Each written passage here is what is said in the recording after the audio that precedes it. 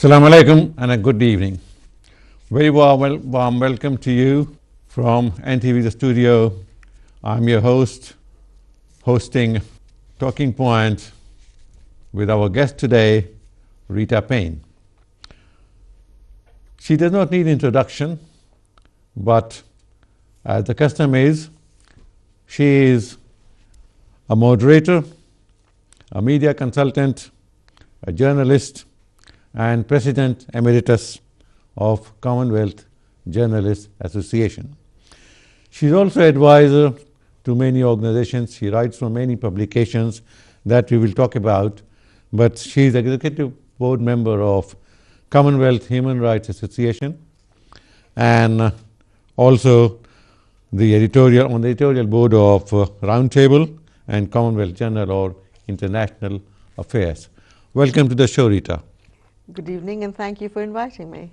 Not at all. You're so busy, and I've not even mentioned a quarter of your activities, but I know that making time for us was a great favor to me.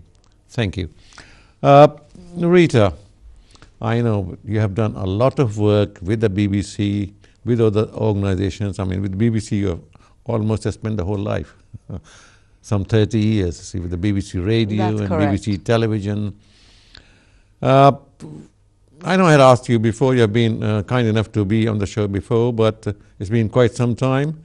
So for the benefit of our viewers, I would like to know something about the real Rita Payne, behind this person who is a moderator, who is editor, who is President Emeritus of CGA. Where is Rita Payne, who started it all? Well, I think basically what drives me is this curiosity. If you're very inquisitive, you want to know what makes everything tick. And the best place is to be a journalist, because you can ask questions.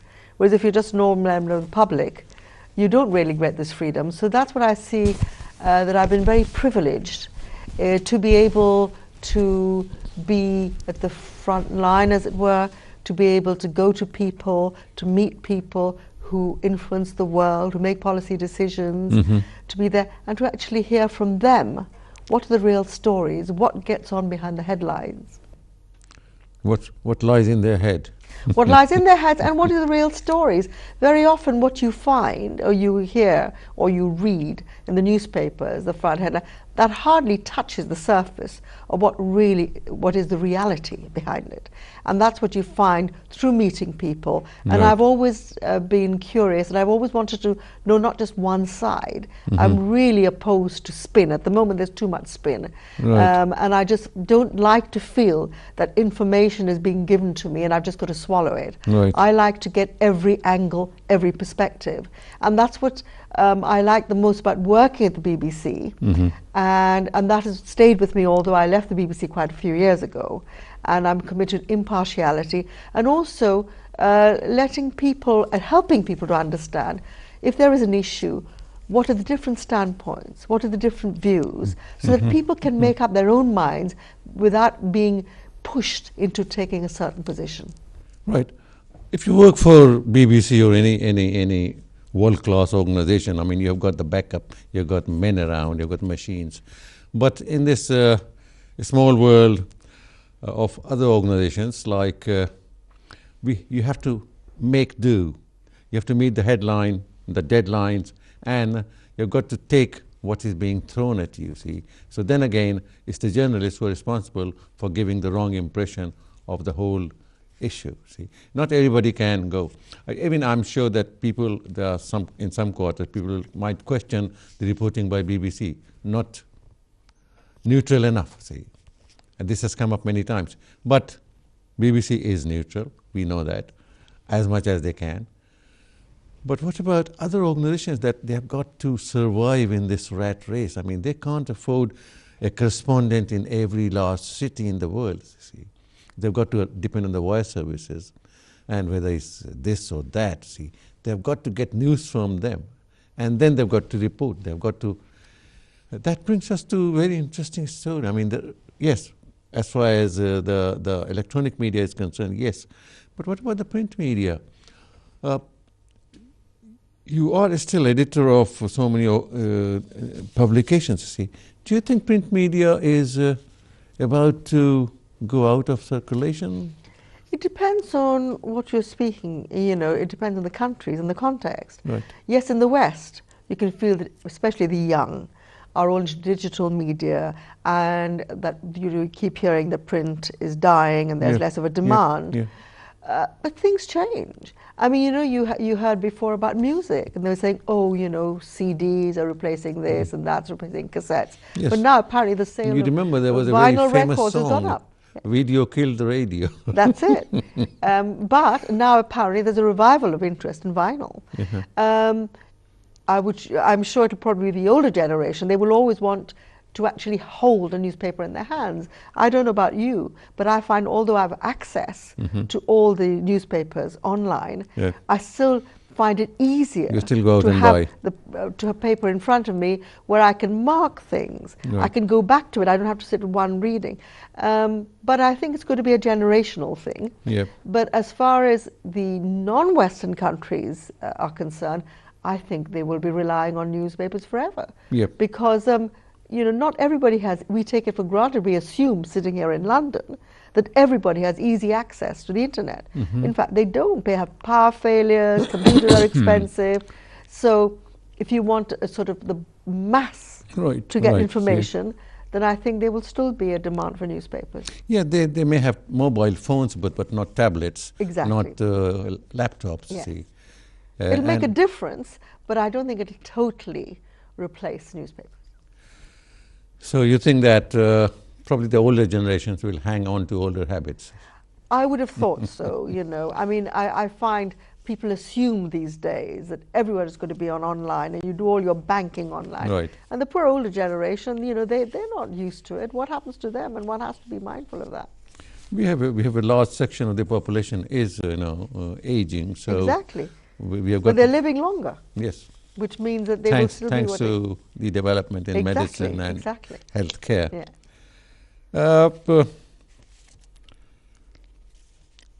You also visited some countries in Africa and Solomon Islands as an observer, part of the mission of the Commonwealth election observer team. See, what is this thing that people do when they go as an observer? It's very interesting. First of all, when we do go, it is drilled into us that we are there as observers, but we're not monitoring. Right. The other thing is, because of confidentiality, we're not allowed to speak in detail about our experiences. Right. But what I can say is that when I was an election observer in the Solomon Islands, as well as in Sierra Leone, what struck me is the enormous faith people have in democracy. And what, as our role was in a way, to make people aware of the whole democratic process, and we work closely with the national election commissions to see that all the procedures were followed as far as possible. Right. So you would be there from morning to evening, and you would meet everybody around, all the players, the politicians, diplomats, activists. So you actually understood the development of the country, all the issues concerned. And I think the very fact that we were there probably would make people behave as well. You know, the registration lists, the voting lists, to see that they were accurate. You know, we would be there. So I think it was people, especially in smaller countries, felt the outer world cared. Right. Yeah. At least they were aware that people are watching them. Exactly. But do you have to report to somebody when you go on as an observer? You come back and do you report your work? Yes, we all produce a combined report on the experience, and then once that is accepted by the Secretary General, then it is published, and you can see the reports online. Right. Well, coming back to this wonderful work that Commonwealth has been doing, see, in this changing world of alliances, regional alliances, local alliances, here and there. Do you think that the Commonwealth of Nations still has a role to play? It's very difficult with an organization, 52 members. Expectations are high. And with anybody, even with the UN, you will find a lot of disappointment because people say, it depends on what people want from that organization. What do they expect that organization to deliver? Now, for example, if you have consensus, which is a requirement for any declaration to be adopted, resolution to be adopted, and to get 52 countries to agree on anything can be quite tricky. Right. But at the same time, the observer team, the Parliamentary Association, they will run training programs on new parliamentarians. So what people forget and want, which is people assume, that everybody knows how democracy works. But a lot of smaller countries don't. Newly formed countries become newly independent.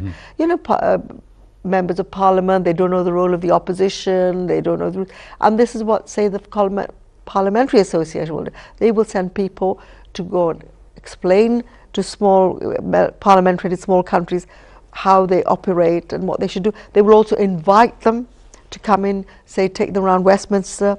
There was also opportunities for interaction between parliamentarians of different Commonwealth countries to compare notes, and that will apply to most organizations, nurses, there are doctors' associations and so on.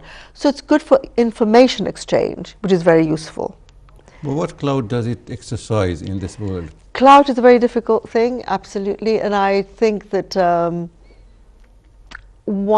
it depends on what you want, what you mean by clout. Yep. So like the CPA recently in Dhaka adopted a statement for better management of the Rohingyan problems, see, and I wonder what it will lead to. I think it's just recognizing that an organization with 52 countries actually recognizes that this is an issue. So then they will draw attention to that, and then they could be followed with appeals to help with the crisis, and people could go in different ways to help raise money and funds. And when we had, for example, all the devastating hurricanes and storms in the Caribbean, the Secretary General, who is from the region, and also brought up in Britain, she pushed to find ways for early alerts and how to deal with it and find a system and a process so no one's at sea. So the Commonwealth can be a sort of a reference point for people. And again, you know, representing smaller countries who don't get a look in, who don't get a mention in big international organizations format. So that is the value of it. But I think if you were to talk about some obvious clout, it's very difficult to say that, yes, the Commonwealth has done this or has done that. It can raise issues, it can alert, it can help with training, and that's probably, as far I can see, as far as it can go. But there are also moves ahead now to change and restructure and revitalize the Commonwealth. Okay, it's time to take a break, and when we come back, we'll go back to Commonwealth. Thank you for being with us. We'll be back after this short break. Thank you.